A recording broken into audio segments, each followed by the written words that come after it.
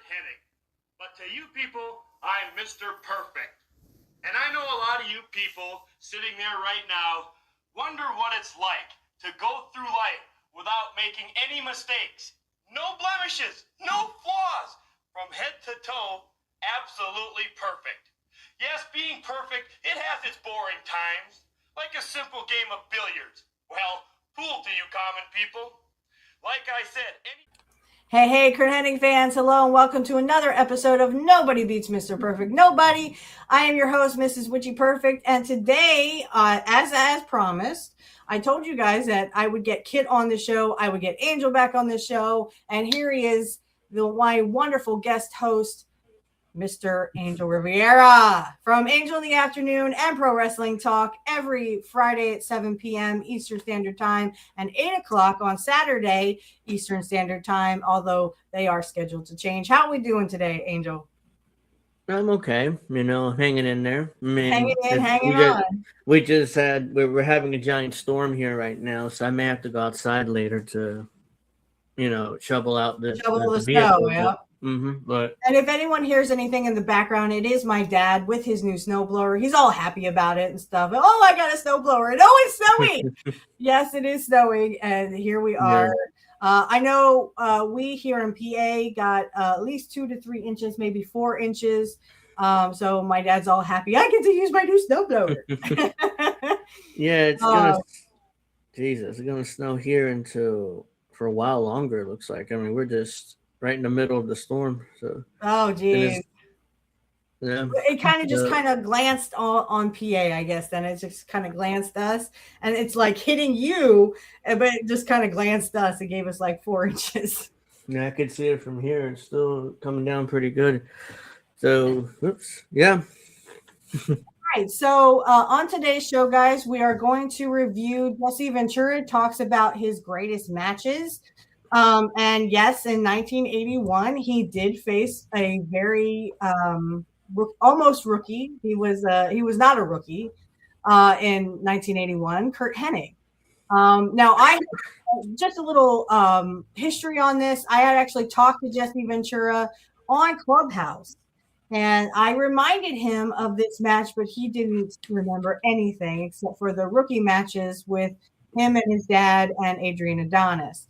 So we are going to watch along to that. Let me get that ready. Okay. So this is, yes, Jesse Ventura. It was November 29th, 1981. Neither Angel nor myself were even born yet. We wouldn't come till 5 years later. So here we go. And let me know. So that was Jesse Ventura. Any thoughts on that, Angel? Why would he remember that? I mean, it's like, Curt was so young, and he basically, it felt like a job match to him. It's like, it's just a job guy for me to beat up. Oh, it's Larry Dax's son? Okay, still a job match. So I just beat him within a few minutes, and I moved on. I don't think he would. I'm surprised he would remember that match, but he remembered the matches he had with Curt and his dad and those tag matches in the mid '80s. But that'll be a few years later. But yeah, I mean, I was very. First of all, I didn't know about this match until you mentioned it. That's why, like 1981, it's like, oh, okay, well, this is right before Jesse had his health issues, which is what led to his retirement. So, yeah, and that's the thing is, I didn't even know about this match until, if we remember, WWE Network actually had it on, and this was actually the WWF. Because Vince Sr. was still around by this time. He probably was very sick, but he was still around. I think he died in 1984. Is that right? 1983, 1984, I think. It was right before WrestleMania 3, I think it was. So that was like 87. Yeah, but I remember Vince telling a story that right after his dad died, WrestleMania 3 happened right before, and he felt his father with him when he said WrestleMania 3 in the ring.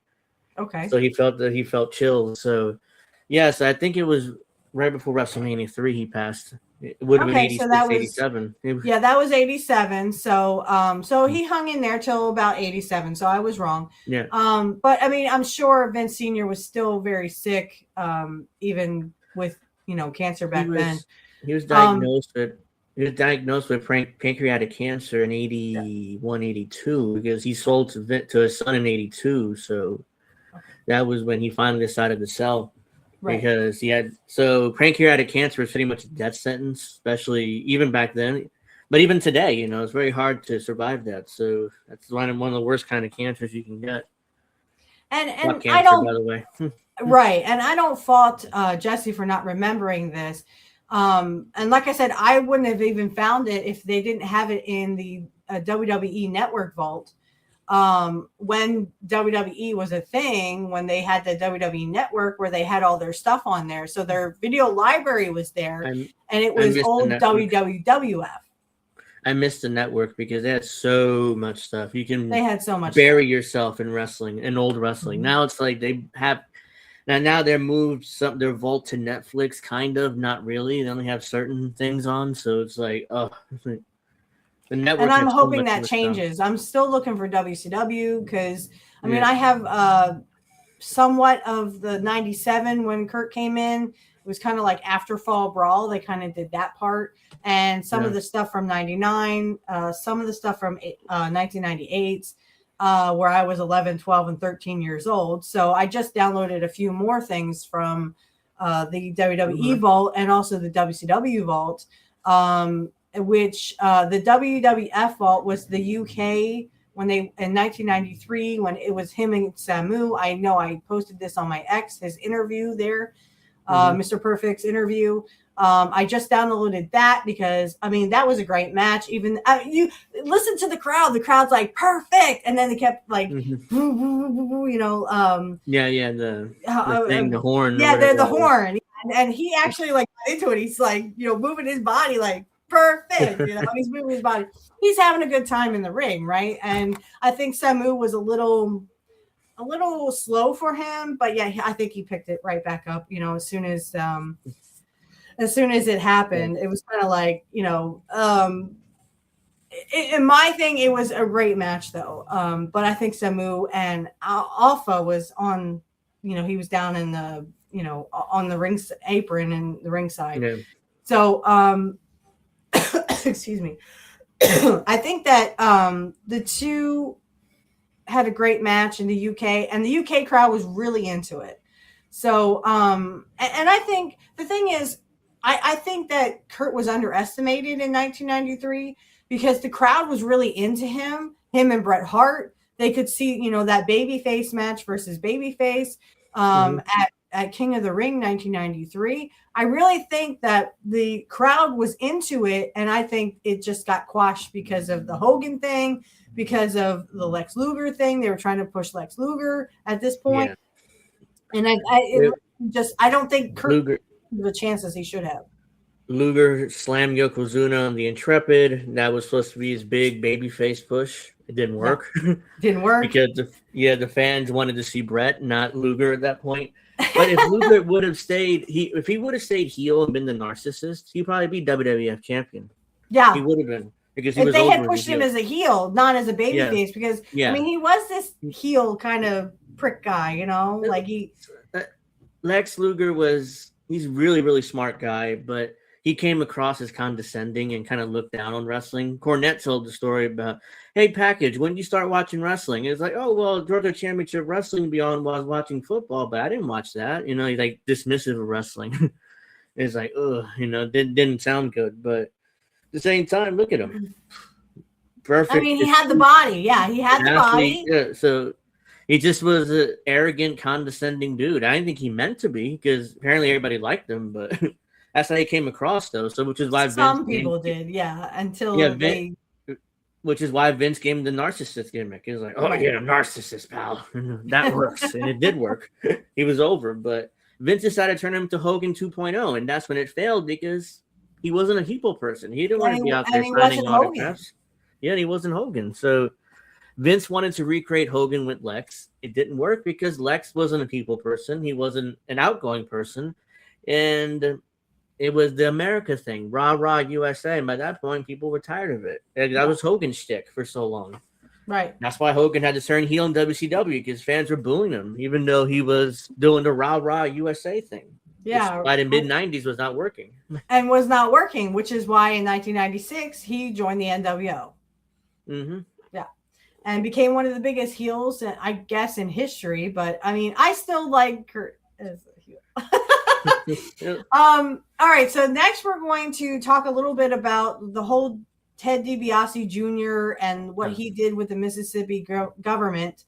I have a few ideas, and I'm not going to, bring as much politics into it because everybody knows my stance on politics. If you watch Angel in the Afternoon, which I hope you do, every 7 p.m. Friday, 7 p.m. Eastern Standard Times, I just, it needs to be said because, again, I think people are looking at it like, oh, he's a criminal, he's a bad person. But there's the other side of the coin where, the government. If you ever heard the old saying, if you steal from the government, you're an evil person. But when the government steals from you, that's just a Tuesday. Right. Mm-hmm. So we've all heard these the things. So my thing is, well, why exactly? I mean, I see why he's getting in trouble and stuff. And people are like, oh, he's taking from poor people. No, the government of Mississippi is not poor. The citizens are poor. The residents of Mississippi are poor, not the government. He allegedly stole welfare money from that's what they're saying. That's why he stole from the poor. That talking point's out there. Okay, that's a good point. I mean, but the thing is, the government of Mississippi wasn't going to give that welfare to the citizens anyway. That's the point. I think that I'm trying to make. And of course, you're going to hear Ted DiBiase Jr., or as he's like to call Teddy. And of course, his brother Brett is in even more trouble, right? Why are they always named Brett, right? I'm like, Teddy Jr. just, in his wrestling career, I'm sure we'll bring it up. It wasn't much to write home about. His best run was when he was with Randy Orton and Cody Rhodes in Legacy in 2008, 2009. That was his best run, but after that, it was like blasé. It was much else. And then he got released, and he retired from wrestling and started doing this, and then he got arrested. Then he did what he did allegedly. So let's see. Yeah, let's see what. All right, and like I said, if this is too loud, just let me know. Hello, everybody. James here, and it looks like the wrestling trial of the year, next year actually, is looking to kick off on January the 6th, 2026. Now, that's next Tuesday, in fact, as I record this video. In regards to the federal government looking to pin down the son of WWE Hall of Famer, the $1 Million Man, Ted DiBiase, that is Ted DiBiase Jr., a.k.a. Teddy. So, for his wrestling career, Teddy was pretty much kind of just there for a few years in WWE, late 2000s to early 2010s. The third guy in Legacy with Randy Orton and Cody Rhodes. Actually, Legacy had a couple more people in, but we forgot about those entirely. And I think it's fairly fair to say that Teddy DiBiase's career in WWE was kind of relatively unmemorable for what it was. And he himself said that he never fully threw himself into the character of Ted DiBiase Jr., because he couldn't get invested in basically doing a tribute to his father's evil $1 Million Man gimmick. Oh, the irony of that. So anyway, the federal government, if the indictment is accurate, if the criminal charges are accurate, if it's what he's done, it turns out that Teddy Jr. has made more money or is more of a money-grubbing real-life scumbag than his father ever was as a character. Fail. So if you can believe that. So anyway, and this is all, going to trial soon, so this is all alleged at this point, of course. Now, the Mississippi welfare scandal, this broke back in 2020. I've talked about this on Dutch Mantel's channel several times, but the state released in 2020 an audit and announced indictments, basically, of quite a few people, government officials and beneficiaries, essentially, from this government welfare scandal. So it is the temporary... but if we can just stop for a few minutes. But like I said, and I'm not trying to be that person, right? All I'm trying to say is he's a criminal. Yes, he is fully a criminal. He should be, to the full extent of the law, he should be prosecuted. My question is, if that money was there to give away to, Teddy Jr., then why was it just sitting there waiting for Teddy Jr. to take? You know, like I'm saying, why wasn't that already going to the recipients who needed it? I don't know. That's a good question. Yeah, see, I mean, nobody asked these questions, right? Yeah, because the talking point was always he took money from the poor, he's a terrible person, and you know that welfare funds were supposed to be for the poor, blah blah blah. And it turns out that no, he just grabbed his money, took it like a horrible human being. And I was meaning to cover this on Angel in the Afternoon, but I kept forgetting about it because it was out of sight, out of mind, honestly, even though I've been meaning to cover it. So it's like one of those things there. Yeah. I think I'm having a nosebleed. Hold on. Oh, okay. I'll be back. Give me a minute. Oh, sorry. It's okay. So anyway, yeah, that was like my first question is why was that money readily available for him to take in the first place? And again, I don't want to be that person where people are like, oh, well, you like talking good about criminals. No, that's not it. I'm just asking the question of why were those funds not given to the poor and why were they so readily available to be taken by Teddy is my question. Yeah. And again, like I saw a lot of right. And I saw a lot of people in the comment section who were like, oh, he's such a scumbag and blah, blah, blah. Yeah, he is a scumbag. There's no doubt about that. But again, the government, when they screw you, that's okay. That's just a Tuesday. But when you screw the government, now you go to jail for it. Right. So, well, yeah, that's unfortunately, even though it's a white collar crime and white collar crimes are very, very, very rarely prosecuted, but still, I mean, it's still a crime. You know, these white collar criminals steal millions, not just a few dollars in a corner store and you rob somebody, you know, so. Right. Yeah, you can argue that it's worse. It is worse. And again, I hope he goes to jail for it. But I mean, because of his father's name and of course Brett Hart. Brett Favre. I meant to say Brett Favre. Brett Favre was also mentioned, right? He was involved in this or mentioned somehow. I don't know if he got arrested for it, but his name was mentioned in this. So right. All right, so here we go.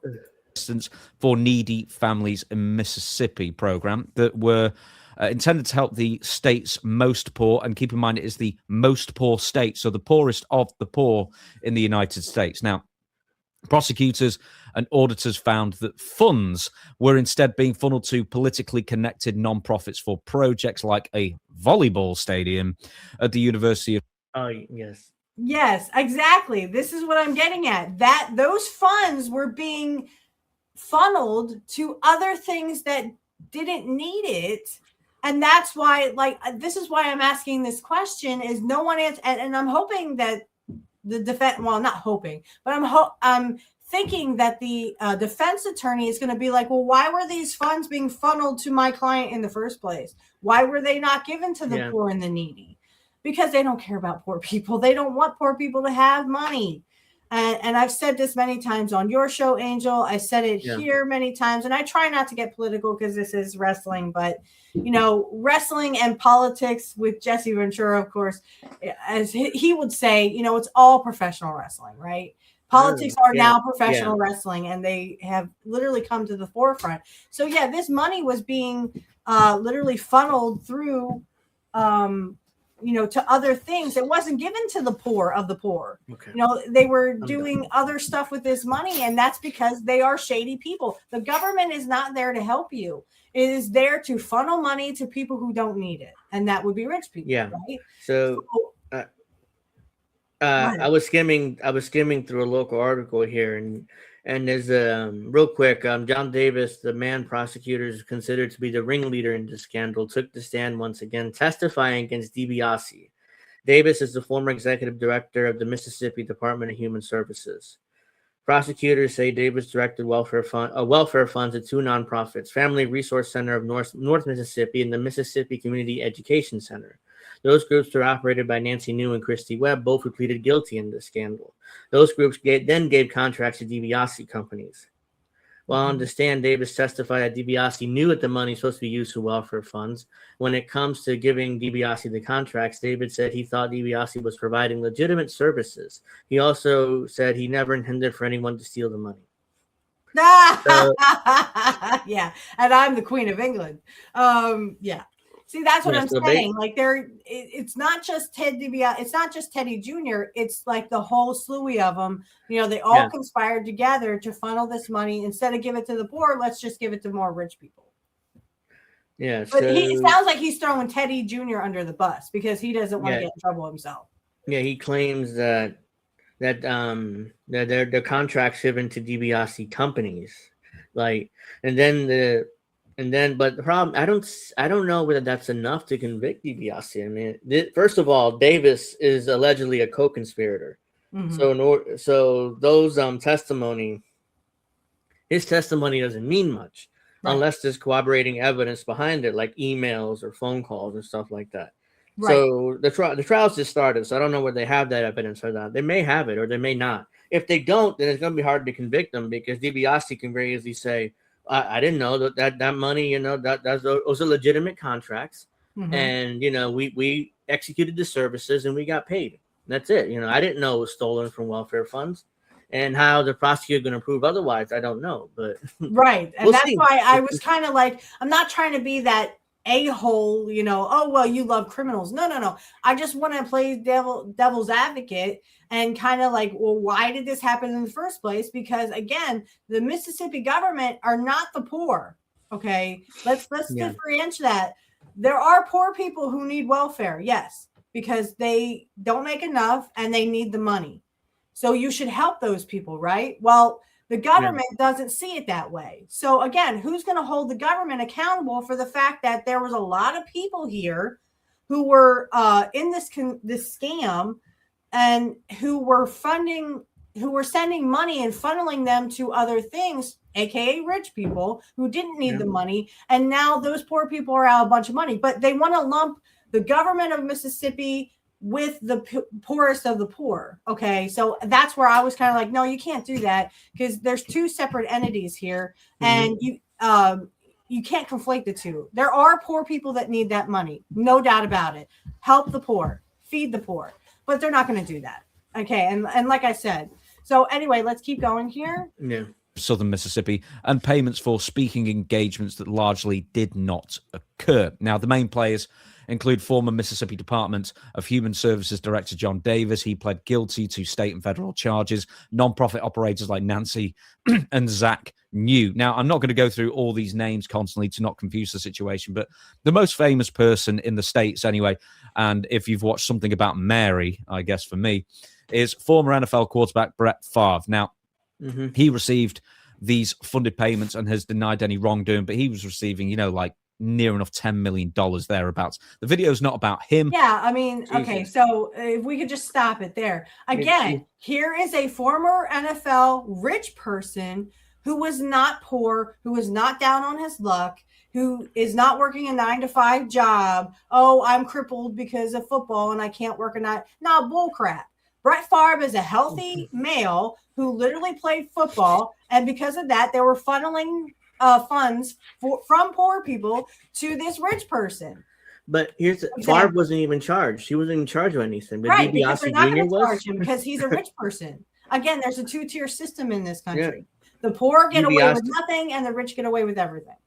Seems like they're throwing DiBiase under the bus and that was my thing too. I literally think they're taking Teddy Jr. and throwing him under the bus, and he wasn't he's an ex-pro wrestler, but he wasn't exactly poor either. No. I guess what I'm saying, because he was kind of living off of his father's legacy and his father's image. And you could say that, I don't know if you want to say every wrestler does that. I mean, because Curt never did that. Curt made a name for himself and he was bigger than his father. Right. So I think this is just, but Teddy Jr. does actually deserve to be under the bus a little bit because, again, he's living off his father's name. He didn't really make a name for himself. That's why he wasn't really known in wrestling other than he's Ted DiBiase's kid. Right. Yeah. So I think that plays a big structure in it. But again, here people are like, oh, well, he's a scumbag, blah, blah, blah. But again, the government was doing this too. You cannot deny that the Mississippi government did not want to help poor people. They just wanted to funnel money to the rich, the people who didn't need it. So, all right, we'll keep going with this for a little bit. But he's the most well-known recipient of these funds. He has also not been criminally charged as of yet. And as time goes on, it seems like it's less and less likely. But with this trial happening, we're not sure. In fact, there's a theory going the other way. Also, former Governor Phil Bryant has also drawn into the scandal due to text messages showing his involvement in these funded projects, though he's once again not being criminally charged either at this point. Now, oh no, of course not. He's Ted DiBiase Jr. has been of course, charged. yeah. Not only has he been charged, he's going to court over this next week, as I said at the beginning of the video. Now, according to court documents, along with co-conspirators, they are alleged to have fraudulently obtained federal funds, essentially, from the Emergency Food Assistance Program and the other one that I mentioned beforehand. Sounds like then misappropriate the funds for their own personal use and benefit. Now, the co-conspirators are alleged to have awarded sham contracts to various individuals, including Teddy DiBiase, to his two. So that kind of sounds like if they were sham contracts to begin with, then they knew this was a scam. They knew this going in, that they were going to, oh, well, let's just pretend I'll give you a contract. You just show up if you want to, and I'll just give you a bunch of money.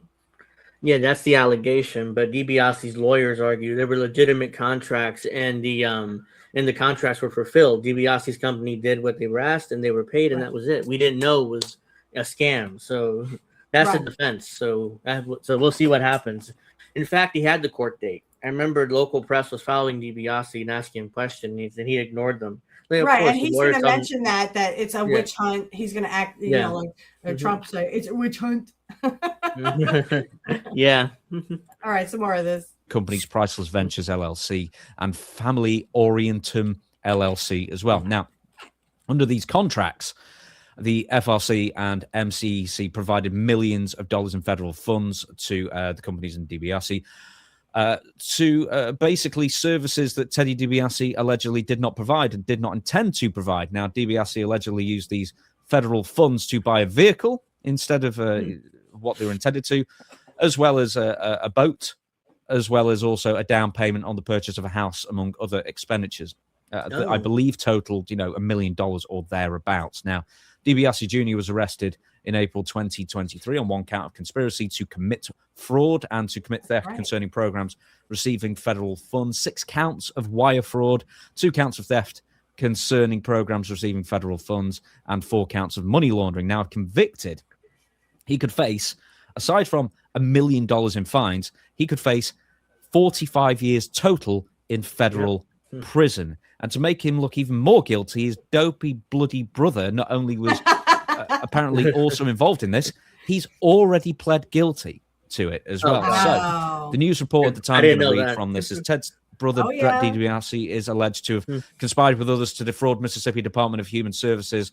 DiBiase was paid $48,000 acting as a business Restore 2 LLC using using a series of fraudulent and false claims to receive payments. He also is accused of helping cover up these payments by falsifying documents, invoices, books, reports, and ledgers. Investigators say former DHS workers created invoices to pay DiBiase for teaching classes about drug abuse, but that did not happen because he ended up going to a luxury rehab facility for himself in California. Now, Brett DiBiase agreed to pay back the money he took as part of the plea. However, over 2 years later, he found himself in federal court where he pleaded guilty again, this time in a charge of conspiracy to defraud the government. And while he is yet to be sentenced, Brett DiBiase faces up to 5 years in prison and a $250,000 fine. Now, I want to bring this up here, that the father, Ted DiBiase Sr., the $1 million man, here he's going to talk. When cornered by, I think, a journalist about this, he called the whole thing, witch hunt, whatever, he said, it's a load of crap, basically. The quote is, "We're doing good, and all of it is a bunch of garbage," these accusations. I'm not at liberty to talk about it, but, it's kind of like they're looking for a scapegoat. We're caught in the middle of it. If I didn't have a celebrity name, they wouldn't even be looking at me. Brett Favre, I believe, has got a much bigger celebrity name, a much higher profile, and even though they're looking at him, they've not charged him. I think what Ted DiBiase Sr. means is, man, if we were more famous, we probably wouldn't have been charged at all. Pretty sure that's actually where it's going for. No, I don't think that's quite what he meant. Hang on a second. I don't think that's quite what he meant. What he meant by is, I do agree that it just seems like Teddy Jr. is more of a scapegoat here. I mean, because they had the one guy who was funneling all this money to the people turn against DiBiase Jr.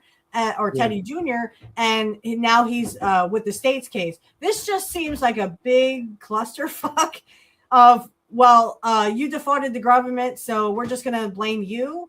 I don't think it has anything to do with famous because, again, they're not going to charge Brett Favre, even though Favre, not only did he take funds, but he didn't need them. He was an ex-football star that literally is on his own name, and they're not going to charge him fully because he is literally, rich. Not only he's a Hall of Famer, but he made probably about $100 million in his career. Does he really need $10 million more dollars? No. I mean, he has more money he knows to do with. And he's a Hall of Fame NFL quarterback. He has the most yards in NFL history. And actually, no, Peyton Manning passed him. But he's the second most yards in NFL history, the second most touchdowns, and the most interceptions still. So he's a legend. He's a Hall of Famer. Everybody knows who he is. He's not going to prison, even if he took $10 million in illegitimate funds. But yeah, that was for poor people. He is not poor. He's not like I said.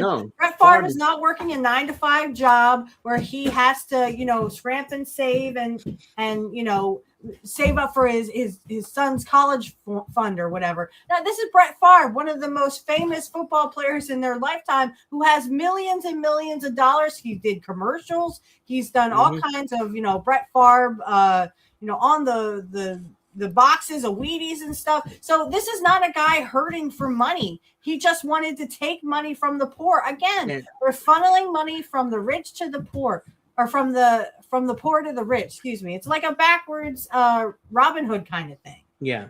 And he likes taking pictures of his junk and sending it to Oh my God. I told my dad about that when he was taking pictures and sending it to ladies who didn't want it. I'm like, who wants to see his junk? Who wants to look at Brett Favre's junk? Isn't that why you have a wife? Isn't that why you got married? Show your wife your junk. Hello. Or get that was when that's when he was with the Jets. He got into that scandal. So yeah, I mean, that was just, it was one scandal after another, and it literally is to the point where, I mean, I didn't like Brett Favre then because, I mean, he thinks he's better than everybody else, and he just came off that mentality of, well, I have all this money, so why do I care? And again, he was in the scandal. If he took money from poor people, then he needs to be formally charged. He is just as much responsible for this as Teddy Jr. is. Mm-hmm. All right, more of this. Yeah, if you're less famous and have done all these things, boy, I'm sure the hammer would have come down even quicker. Let me tell you. Now, I can't remember if I don't know the ins and outs of this as far as like the timeline, but keep in mind this is around the time that Brett DiBiase, the other son, pled guilty. So I don't know if Ted said this after he pled guilty and it's a load of rubbish and scapegoats and stuff like that, but I'm pretty sure it's not. But anyway, there has not been any charges brought forth to Ted Sr. I should mention that. Even though his name was brought up in documents here, there, and everywhere, he is not being charged, by the way. But as bad as it looks for Brett, it looks even worse for Teddy Jr. Now, federal government doesn't go into these kinds of cases likely. No offense, I need to stop stopping it. But no offense, but I mean, I don't think Senior took any money. I don't think, did he get any payments? I don't think, I know his name is mentioned because it's his son, but I mean, I don't remember Ted DiBiase Sr. taking any money. As far as I know, he didn't take any money from this. I mean, as far as I know, maybe there's something that I missed, but maybe I was going to cover it. I was going to cover it for Angel in the Afternoon, but then I kind of forgot about it and never really looked into it more. So I was going to look into this case more because it's welfare fraud. Mm-hmm. And that's pretty important for my political show. So because they're ripping off the poorest of peoples, and this money technically is supposed to go to the poorest, most destitute citizens of Mississippi. And Mississippi's definitely desperately needs it because they are the poorest state in the country. Right. By far, people in Mississippi, they're in general the poorest state in the country, and they need it. So especially there, so that's why I'm like, oh man, this is if what Teddy Jr. did if this allegations are true, he needs to go to prison. But that's if it's true. Already, his brother pled guilty, which I didn't know about until just now. I was like, wow, his brother pled guilty? Yeah, that's not good for him. Oh yeah, because if his brother pled guilty, they're definitely going to use that against Teddy. right. And see, that's the thing. I would show more, but we're on a press for time. So, because I want to get to this part where, of course, but the last thing I'll say about the Ted DiBiase Jr. thing is it just sounds like they are. I mean, I agree with Ted Sr. to a point. Excuse me. It's literally sounds like they're trying to do a scapegoat with Teddy. I don't think Teddy is the only one who is legitimately guilty here. Brett Favre should be charged. The other guy who turned against Teddy should be charged because he was funneling money to not only Brett Favre, but other organizations that didn't freaking need it. They didn't need that money. No, the poorest of the poor needed that money. And this guy literally was funneling money from the poor to the rich. And that's the only thing you could say is it's definitely a reverse Robin Hood here. But because he has a famous father, Teddy Jr. is of course going to be the scapegoat. But he has his role to play. I'm not saying that he shouldn't go to jail. He definitely should go to jail. I hope that happens, but I don't. They have such a weak case against him. Yeah. As you said, the prosecutor can just say, or the defense attorney can say, look, these were legitimate. And what your person did with funneling that money to my client is literally not relevant. My client did a job. He was given these phony contracts, which he thought were legit. And he did the work, and you can't fault my client for, these scammy or not scammy, but what am I trying to say? These false contracts. Yeah. Fake contracts. That they were distributing so that they wouldn't give money to the poor people who needed it. Then the prosecutor would have to prove that house, that boat, and the car that he bought.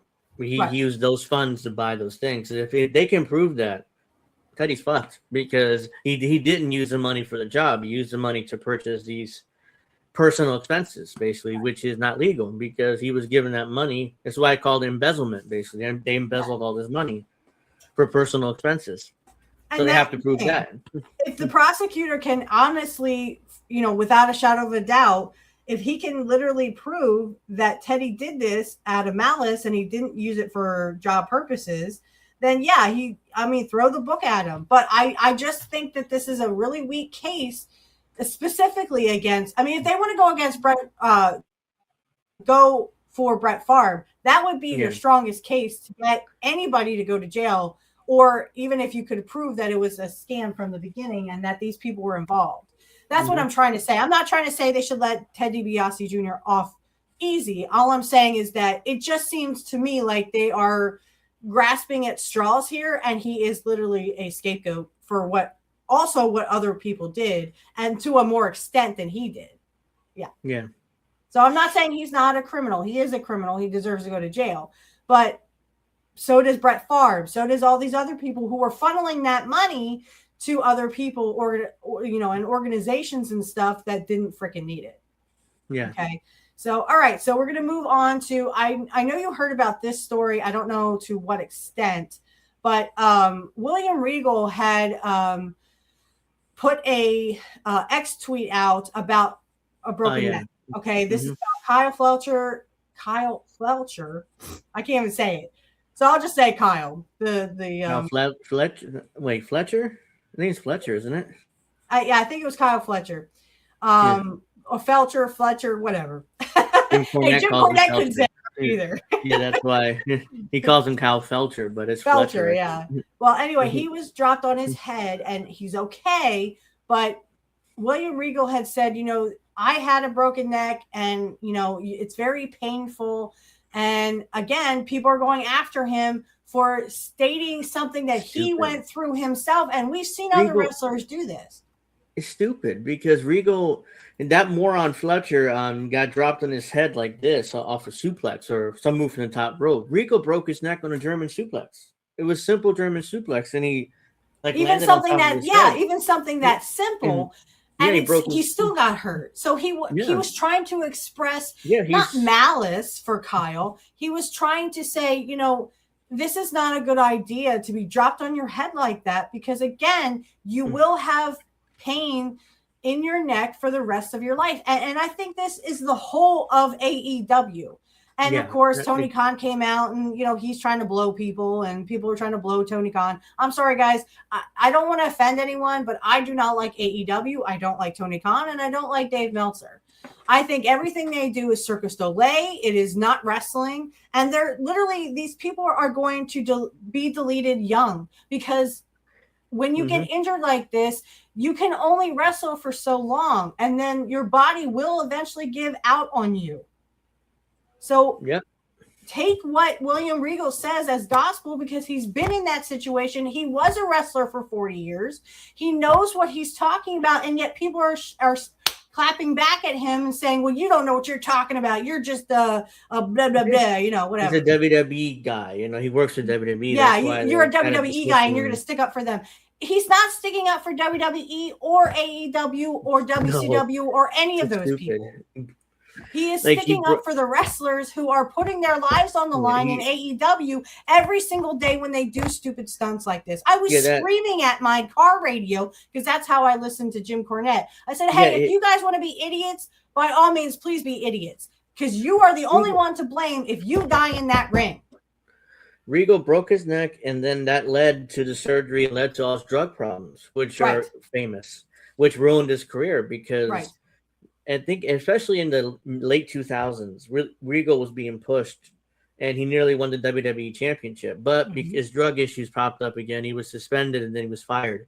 So now that ended his wrestling career pretty much. So he finally clean now. He's finally clean now, which is great. But that broken neck nearly ruined his life. So here is a little bit of this. We're just going to listen to a little bit of this, and then we'll get into our main event, which is our first AWA match that I was able to find. Curt Hennig versus Mike Richards in AWA. So here we go with a little bit of this. Hello, everybody. James here. Now, yes, if you can believe this, some people, and by people I mean the bottom 1% of people with the capability to type and post stuff online, had a problem with William Regal seeing a dangerous and ultimately pointless wrestling move that could have ended in paralysis, and then begged wrestlers to make smarter choices and take better care of themselves. Yes, some sickos apparently had a problem with that sentiment. Now, Tony Khan William Regal's post was seemingly in response to the Kyle Fletcher versus John Moxley like head and arm suplex, backwards suplex kind of thing from the second rope at AEW's World's End pay-per-view this past weekend. And if you saw it, you probably freaked out because Moxley dropped Fletcher right on his head. And even from the setup, you look at it, there was kind of little other way for that move to go other than almost complete disaster as how that ended up. Thankfully, Kyle was fine, or at least he said he was fine, but I'm going to get to that later. It's not going to be later on in life. The move didn't add anything to the match, and it wasn't the finish. And once again, there was absolutely no consequences as far as the match was concerned. Now we'll get to Regal's tweet. It's accompanied by a picture of one of the times he had a broken neck or something broken neck. But here's what he says. That's the rods in his neck. I stay off here, social media, but was alerted to something today that has me alarmed. I don't read any comments, so don't waste your time trying to argue or justify your very wrong opinions on this. I broke my neck twice in 1993 in ring and a car wreck in 97 and stupidly never told anyone. And I was taught properly how to bridge and not land on the top of my head. It's a skill that maybe 99.9% of people don't know or will ever learn anymore. I kept going somehow, but no, all the tricks in that again people don't learn now and watch film and just copy. After Masawa-san passed away from his neck problems, I thought it would stop this nonsense, but it's got worse. And whenever I talk to people about them doing it, it's, well, it doesn't hurt. Believe me, it will. I have people close to me now, Brian Danielson, being one who is suffering daily like myself from his neck. It's a daily misery, and sleep and every other aspect of your life is more than hard. Although people use the term tough about me, you'll never hear me say that, as I'm not and don't think I am or ever have been. Money and whatever nonsense fame is supposed to be is not worth the pain or supposed to evening glory you get from these ridiculous moves dropping yourself on your head. The vast majority of fans don't know the difference between a vertical suplex and a brainbuster, and that's a far tamer move that many I see now. I'm 57 and become less relevant every day, but fame has never been my thing, so most of you doing this stupid stuff are not going to listen to me, but hopefully a few do. Stop it now if you want a decent quality of life after wrestling, because that part of your life will be over before you know it, and wrestling done right is hard enough, but broken necks or death are not something you should think is tough or cool. It's idiotic thinking. Okay, here's the overriding point that Regal, and also because he's my... And what he said there, I hate to stop it, but what he said there was very eloquent. Yes, there are people who literally could not wrestle or couldn't do really much of anything anymore without pain from their neck. Remember, you have your nervous system goes in and out through your neck. Everything is in your neck and in your head. So again, these people who are like, well, it doesn't hurt. It will. When you get older and your body starts breaking down, it will. There are people who literally were in pain most of their life before they passed away. Why do you think Steve Austin retired probably 10 years too early? Because Owen Hart broke his neck at SummerSlam 97. He didn't mean to do it, but he did. You know, I mean, he sit down pile driver and his neck crunch. You could see it crunch. Like, I mean, once he saw it's very cringe. Yeah. And, you know, Steve Austin's career ended probably 10 years too early. At least he was smart enough to, like, damn, I need to walk away before I paralyze myself. You know who isn't smart enough to do that? Kenny Omega, Will Ospreay. Remember Will Ospreay? He worked with a broken neck at and he just had to have a neck fusion. Yep, Jim Cornette talked about that. Yeah, he worked a pay-per-view with a broken neck. Like, Tony let him go out there with a broken neck. I'm like, if he gets paralyzed, he's lucky he didn't. But if he gets paralyzed, you do understand. You know, you're done. The AEW's done. You got to close up shop. Unless you have really good insurance. But even then, you know, because Ospreay's family can very easily sue you and say, well, you knew about his broken neck and you still put him out there. And you still put him out there, right. And what is it going to take? Is it going to take for these AEW Circus Soleil performers, not very good performers, but what is it going to take? Is it going to take a paraplegic that they start turning into paraplegics like what's his name? The guy that played Superman, Christopher Reeves. Is it going to take a Christopher Reeves kind of paraplegic for these guys to wake up and realize that these stunts you're doing are freaking bogus? I was thinking of Droz. Droz was a paraplegic after he took that power bomb from D'Lo Brown. Yes. Is it going to do that? Yeah. I mean, all these wrestlers are going to become that. Is that what it takes? But that was just the normal power bomb, which was somehow botched. I don't know whose fault it was. I mean, but it was just a regular old like power bomb, a standard wrestling move. They weren't doing like flippy moves from the top rope and then landing on top of their heads. I mean, on purpose. They never, on purpose. Yeah. I mean, that was just a normal power bomb, which was somehow botched. And D'Lo Brown talks about like, I don't know what happened. I've done that move a million times, never hurt anybody. And that night and William Regal himself says, you know, I did a German suplex, which I've done many years in the business and came down and, you know, broke his neck. So it doesn't even have to be these stupid stunts that they're doing that no one should be doing because, again, you're going to get hurt. Oh, well, it doesn't hurt. That's because you're 20-something. Wait till you're 40-something. The only way that it maybe not hurt you if you're fucking Brock Lesnar and you do a shooting star press and land on your head and be fine because he has so much muscle. But Kyle Fletcher doesn't have anywhere near the muscle that Brock did in 2003. So isn't he like a $185? Yeah, so if he lands on his head, it's going to hurt. Maybe not today, but in 10 years, it'll probably hurt. So that's right. All right, a little more of this, and then we'll go to the main event. I co-host, or I am his co-host on the Stevie Richards show. Stevie Richards has tried to make over the past couple of years, especially now, only to be drowned out by the usual trolls and tribalistic morons, and that collectively have about 14 brain cells between the lot of them. Is that wrestling is hard enough on the body without dropping yourself on your head for no good reason. And I mean, there is never a good reason to drop yourself on your head, but there's too many people in wrestling today who have no idea that the pain in pro wrestling is meant to be fake.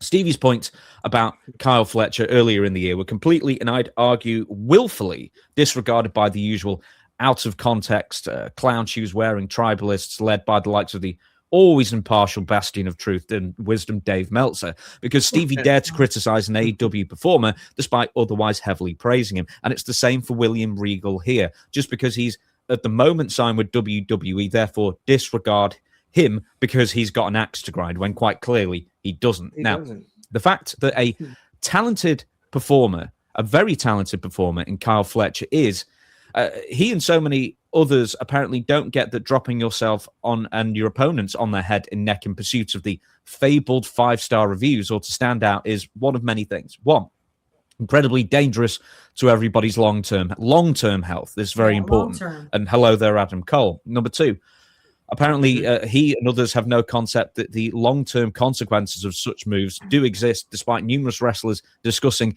ad nauseum and probably telling him to his face as well of the after effects. Now, number three, these moves ultimately don't even make you stand out at all because everybody's doing them. And number four, it makes me think that Kyle and others, so many others, and I won't keep picking on Kyle Fletcher on this, but so many pro wrestlers out there working today fundamentally do not understand what pro wrestling is about. And this goes to the glut of ridiculous risks that wrestlers are taking for no good reason, as well as basically psychologically killing off every wrestling move because there are no finishers anymore because everyone kicks out of every finisher, which necessitates ever more dangerous stunts to get a rise out of the audience. Now, Kyle later said that he was absolutely fine after that suplex kind of gone wrong, or I'm not even sure if that might have been the design all along for him to land like that. Who knows? But the fact is, that find a even move. if he isn't lying there talking about being fine,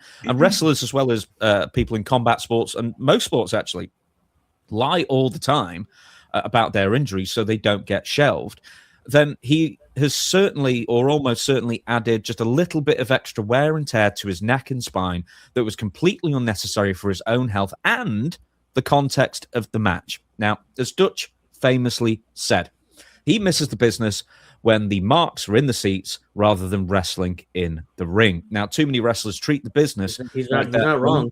No, he's tough not wrong man on contests, when in actuality, the idea of pro wrestling, once again, is that it's not supposed to hurt. Aside from, you will obviously pick up bumps and bruises along the way. It's not ballet. But, you should be getting feeling it, taking slams on the mat, and I'm sure some strikes as well. But, in safe places. Once again, you're supposed to fake it. That's pro wrestling, guys. That's how thousands of pros manage to wrestle 6 days a week for decades with comparatively few major injuries to show for them. And even then, a lot of them deal with pain and immobility day to day during their career as well as after their career, even when. And I just want to stop it here because we're going to stop sharing there. I kind of wanted everyone to get the gist of this. Is it's not AEW that we're essentially going after. It's more the stunts that they are doing. The modern first of all, no one likes them because the ratings are in the toilet. No one gives a crap what they do because everybody hates Jon Moxley, even if he's a babyface, and now he's a heel again, or he's a babyface and he was a heel. He's a babyface now for randomly. They never explained why he nearly murdered people and killed people or deleted people on TV, whatever you want to call it. And then all of a sudden now he's a big babyface and thanking the fans and stuff. I'm like, why? Yeah, and why the fans are the cheering thing is, this? Back in our day, so the wrestlers we grew up with, Curt Hennig, Bret Hart, all these people dealt with pain. I've read Bret's book, and I've also listened to the audio book. He talks about, how he was told to go to a knee specialist, but then he was the next day, well, okay, you need to go see a knee specialist. Your knee is kind of on the bone and it's rubbing up against, right? And the next night, what was he doing? Jumping off the top rope and, on the opponent, and he couldn't have time he didn't have time to take off for this knee, even though it was grinding against the bone. And even if you say, well, that's just Bret Hart, he complains about everything. Okay, so these guys, even Curt Hennig, dealt with pain on a daily scale. Okay, so daily thing. Again, there are stories that Curt took Percocet. I'm sure he took other painkillers as well. But the thing is that these painkillers were, promoted to athletes and said that it would take their pain away. They lied. And all it did was get them addicted, and then they were trying harder drugs. And, guys back in the 80s, they did a lot of cocaine. They were, they were doing drugs, and they were doing stuff they shouldn't have done. It's because they were on the painkillers. A lot of interviews you hear is that people were in the 80s and 90s were walking pharmacies. How many times have you heard that on Dark Side of the Ring? They were walking pharmacies. Because the painkillers were not working. So they were trying other drugs to see if that would counteract the pain. And this is what I'm talking about. Okay, so if Kyle Fletcher wants to be on painkillers the rest of his life, even though he probably doesn't do anything, I don't know Kyle Fletcher personally, but if you don't want to be on painkillers, don't do these stupid stuff that you will need painkillers for the rest of your life. Yeah. So what say you? Yeah, I mean, the guys when we were growing up, they didn't take ridiculous risks like this, and they still ended up in pretty bad shape. I mean, wrestling without the risk, without the ridiculous moves, is still a very dangerous sport. Look at Randy Orton did an interview, I think with Stephanie McMahon on her podcast, talked about how his back is never going to be 100% again and always had back pain the rest of his life. Right. And he doesn't take risks. He doesn't take risks in the ring. Unlike the guys in AEW, he wrestled a normal style for 25 plus years and it still messed up his back because wrestling, that's what it is. So that's the risk you take, but you don't need to take unnecessary risks like that to get over. Actually, these days they probably do, which is pathetic because AEW fans love that. And so does Meltzer. But what was I going to say? I'm going to say something. I mean, Curt was the same way. Curt hurt his back. He was in pain for the rest of his life. He had a couple of back surgeries, but nothing seemed to work. And that's what we're trying to gear at. That these guys, even Bret Hart had pain in his back. That's why he would take a front. When they threw him into the top turnbuckle, he would take a chest first because that would not, he had a lot of back problems too. He still does. Well, I know what I'm going to say. Today's wrestling and AEW especially true. I call it video game wrestling. All of these guys that are my age or maybe a little younger played the WWF games. No Mercy, WrestleMania 2000. They played the SmackDown versus Raw games. They played all those games that I played. And they think, oh, well, that's wrestling. So let me take all the risks. I played my video game. I jumped off the top of the ladder, threw a table on my head, and then the guy popped up. He was fine. So I could do that too. This video game wrestling. A lot of the younger guys, even now in WWE and NXT, I'm seeing this more and more. The young guys that go a million miles an hour, they don't sell anything, and then then the matches just ends. It's very AEW-ish. It's like, oh no, this is the future WWE. That's not good. Yeah, it's not good. At least the top guys like the Braun Breakers and the Oba Femis who's coming up, and the top of the top they still work well. But I'm talking about these other guys and more smaller guys like Javon Evans and I forget the other kids. Well, what did I say about that? The woman, the one who faced Stephanie. No, not Stephanie Valkyr. Sol Ruca, right? Sol Ruca, yeah. How she was like springboarding because she was a gymnast. Okay, we don't need gymnasts in wrestling. What we need are people who can take bumps and not do high risk things. She's another one. She beat Bailey on that show. That was right. She beat Bailey. That's what I was thinking. Not Stephanie Valkyr. All right. So we will revisit this another time because we are a little strapped for time. So let's get to our main event. It is Curt Hennig versus Mike Richards. This is the first AWA match I was able to find. It may not be his first in AWA. Excuse me. I hope I didn't say AEW. AWA. So this would be 1984. I don't know if there is a specific date. April 29th, 1984. So this was like literally less than 2 years before I was born, because I would have been born April 20th, 1986. Yeah. So anyway, hopefully I'll probably have to cut it off because I didn't really get to hear if there's any music at the end. But if I do cut it off early, don't panic. It'll just be like an off and on kind of thing, and then we'll kind of close up and say, our goodbyes. So anyway, here we go. Yeah. Curt Hennig versus Mike Richards. Let me make sure this is all the way up. And go. Here we go with great all-star wrestling action. This will be a one-fall match. We are waiting the arrival of the combatants into the arena area. Ladies and gentlemen, in the corner to my left, weighing in at 229 pounds from Milwaukee, Wisconsin, he is Mike Richards. And ladies and gentlemen, Mike Richards, the most job guy name I've ever seen. Right. From Robbinsdale, Minnesota, he is Curt Hennig. Curt Hennig.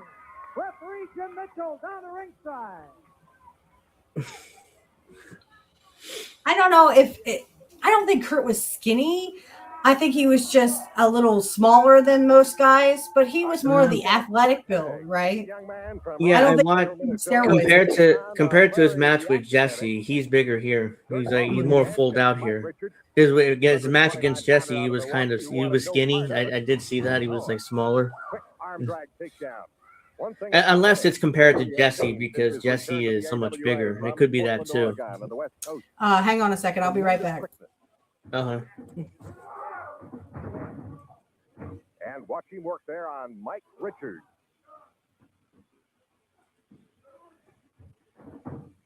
Curt Hennig. Not only is he quick. Oh, nice wrestling moves. Strong. You see? This is what we're talking about. This is pro wrestling here. Grounded on the mat with a submission here. On previous occasions, the past 3 years, wrestling in the Portland, Oregon area. And he has an armbar here. There's a hip toss. Nice counter. Back to the arm. They're telling a story here. This guy, in his arm, he's selling his arm like it's, getting torqued there. Excuse me, twerked. Wrapped around that lower rope strand, and referee Jim Mitchell says, break the hold. Curt Hennig being the outstanding. Look at the quickness of this man. At 232 pounds, he has that arm turned up into a chicken wing. Great job there. Mike Richards, tremendously conditioned young man. And there's an elbow to the face that breaks the hold. But very quickly, Hennig is back into it. And then it was leg drop. Was in control for a moment. Back to the arm again. You see, this is how you tell a story, guys. You don't have to do all the shit that you see in modern wrestling. Right. No, this is oh, you're back. 1984. I kind of was talking through the match and, talking about why this is how you do a wrestling match and tell a story, Right. In the ring. And he had to start at the bottom. Kurt obviously didn't come in guns blazing and, he was, on the top, star. It took him till 1987.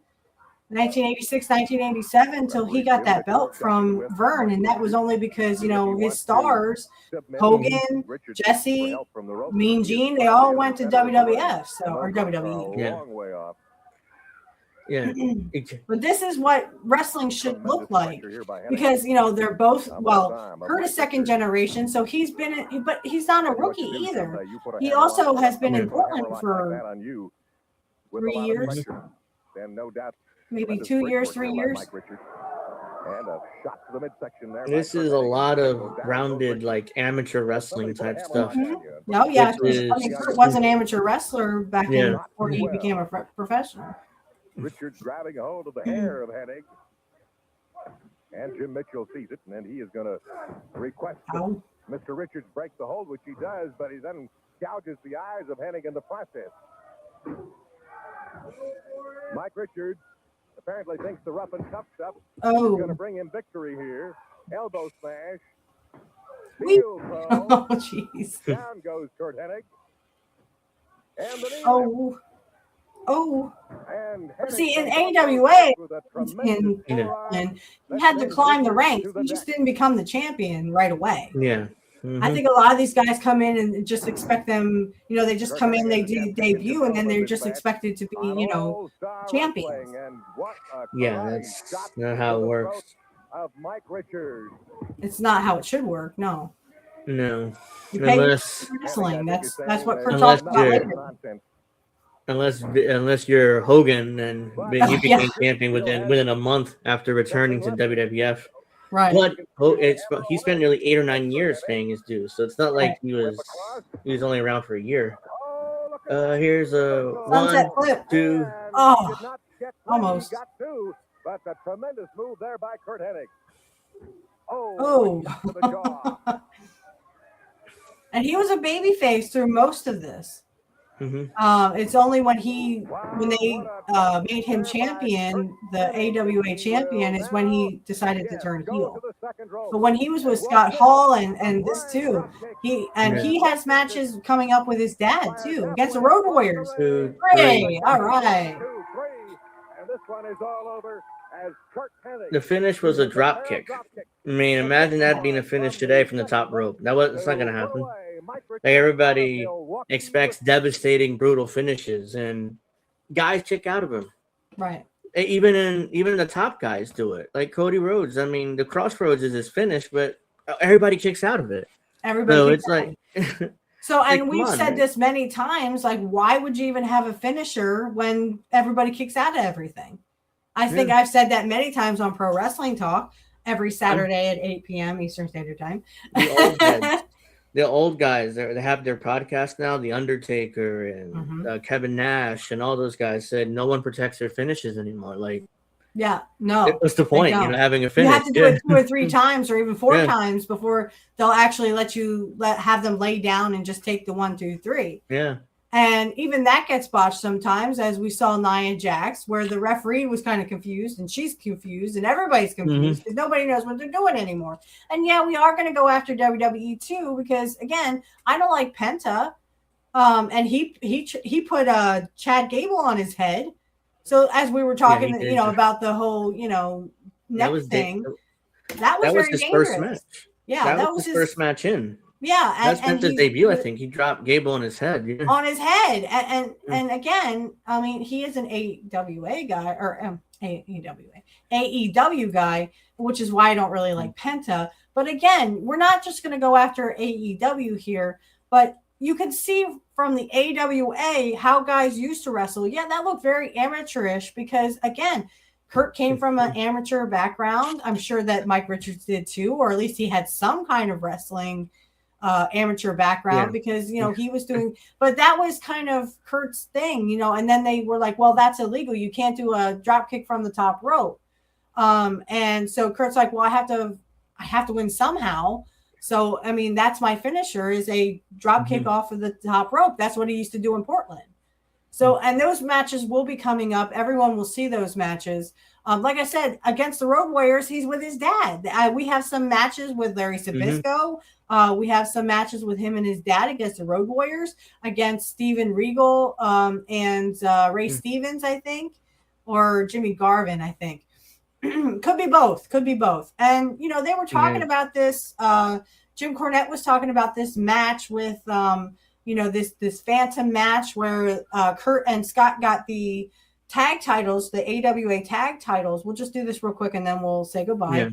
Yeah. This phantom match, they were talking about that because someone had asked a question about, well, what about this phantom match about where on TV they showed the non-title match for the AWA championship belts. It was a non-title match that they showed, but the at the end, Scott Hall says that because they did an interview, and I think we talked about this on the show previously, where there is an interview somewhere. I don't remember. I think it's titlematch.com, where Scott Hall talks about that match, and he says they showed a non-title match, but at the end, the celebration was from the match where they actually won the AWA tag team belts.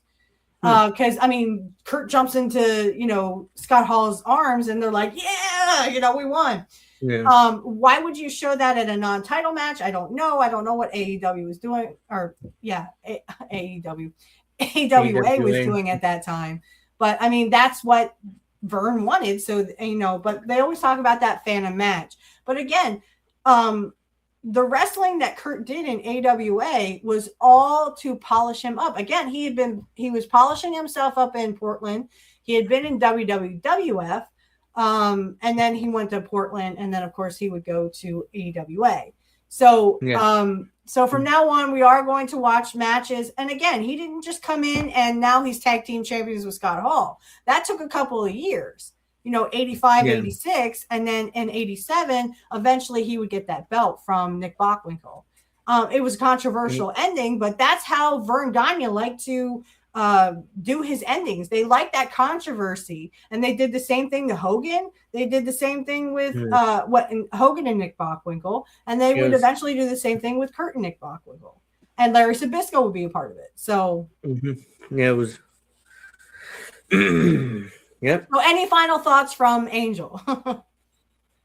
Well, just thank you for letting me come on your show. I mean, we've been trying to do this for over a month, and one reason or another we couldn't do it, and finally did it today. And I look forward to coming back on in the future and talking more wrestling. And make sure you check out Pro Wrestling Talk every Saturday, 8:00.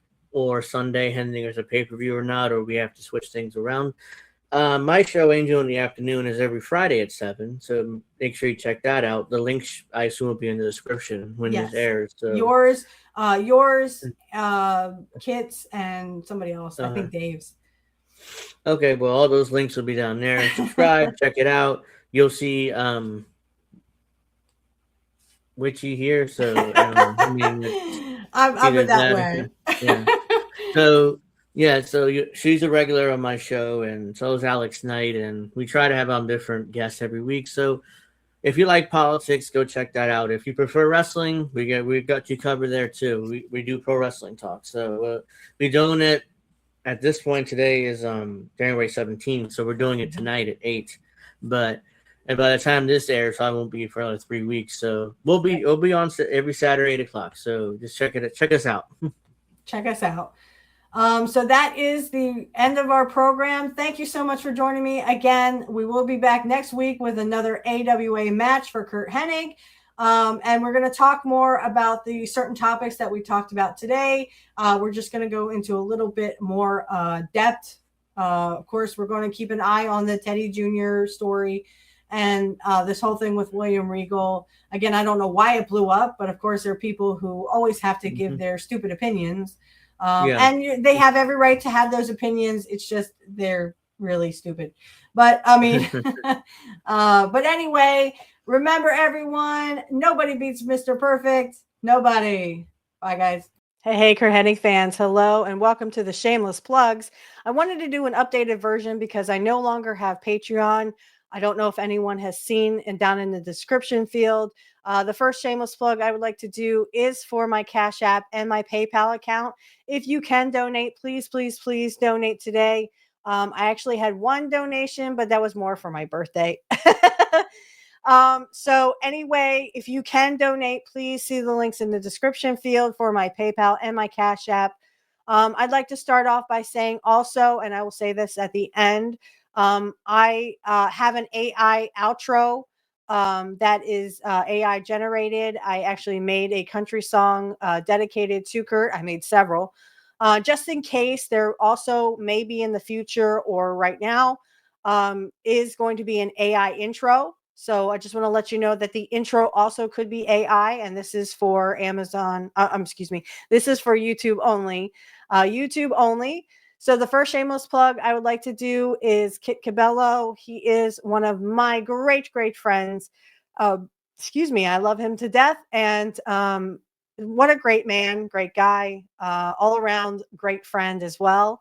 You can catch him on Heartlands Media. That's 9 a.m. Central, Monday through Friday. And he will tell it like it is. Trust me, he will tell it like it is.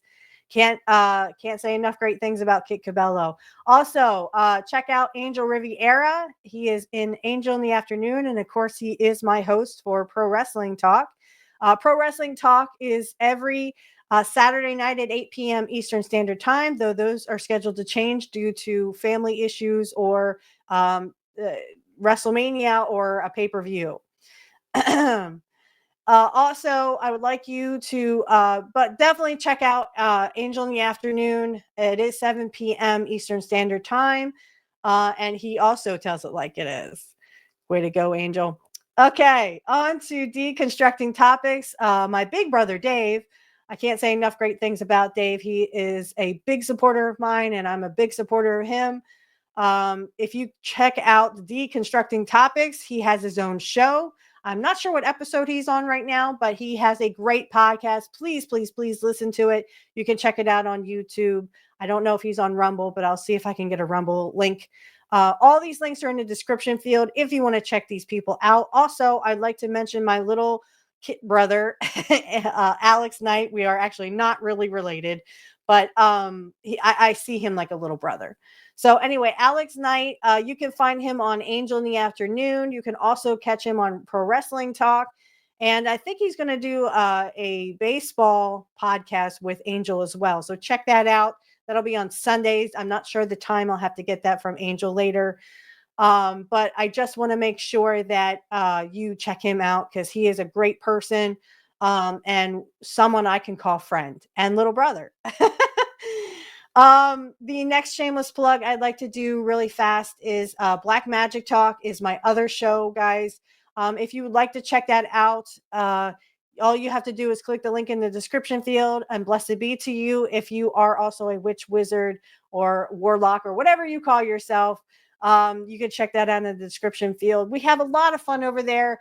I love to have on special guests, especially Sonia Smith. She's a very dear friend of mine. I hope you will subscribe to all these people on YouTube or on Rumble. We are also on Rumble. The Rumble description field, the link is in the description field. Sorry. If you would like to check that out, this will be going on YouTube, of course, because I don't need this for Rumble. I could put it on Rumble. I think I might. So if you are on Rumble watching this and you would like to see the YouTube version of this, it's mostly audio that you will see, except for this part, right? Just check us out on YouTube. The link is in the description field. And again, if you want to check out Black Magic Talk, you can check that out too, where we talk everything pagan and Wiccan. There is no evil or black magic, of course. It's all great fun, and we have a good time. If you like a personal tarot reading from me, click the link in the description field below. I can get you my, my pricing and stuff. If you would like to be a guest on the Black Magic Talk, or if you'd like to be on Pro Wrestling Talk, you can DM me on X. My X is in the description field for both Black Magic Talk and for Curt Hennig podcast. Go ahead and hit those in the description field and DM me, and feel free to ask if you'd like to be a guest. If there's anything else, concerns, or if you would like to just give feedback, you can always DM us on X and so on. Just want to mention my Cash App and my PayPal account are in the description field. If you can give to the show, great. If not, please enjoy the show. That's what we are mainly here for, just for your entertainment purposes only. And again, I will reiterate that the AI outro song is AI generated. That is for everyone, for Rumble and for YouTube. Also, there could be an AI intro song. Just want to let you know that if there's ever an intro song, it is AI generated on YouTube. I created a couple of songs here and there, a couple of country songs I think that Curt would like. So I hope you check those out. And remember, everyone, Nobody beats Mr. Perfect or Curt Hennig. Nobody.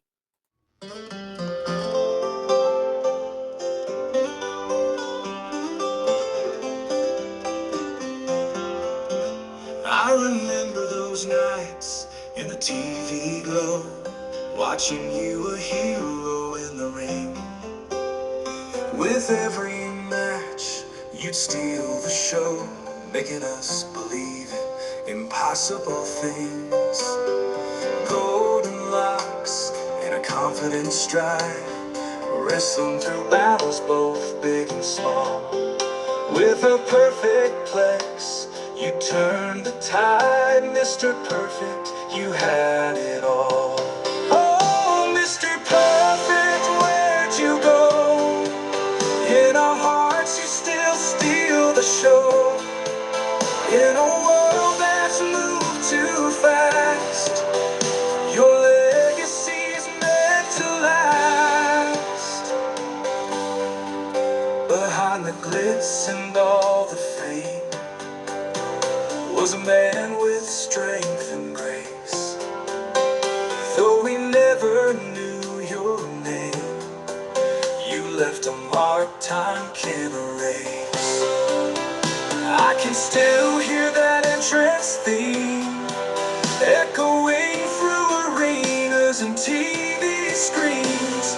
A legend in his prime and dream, you remain in all our scenes. Oh, on the nights when stars glow bright, I think of you and your fearless fight. Gone too soon, but still inside. Mr. Perfect, you are a guiding light. Oh, Mr. Perfect, where'd you go? In our hearts, you still steal the show. In a world that's moved too fast, your legacy's meant to last. Oh, Mr. Perfect, where'd you go? In our hearts, you still steal the show. In a world that's moved too fast, your legacy's meant to last. Behind the glitz and all the fame was a man with strength and grace.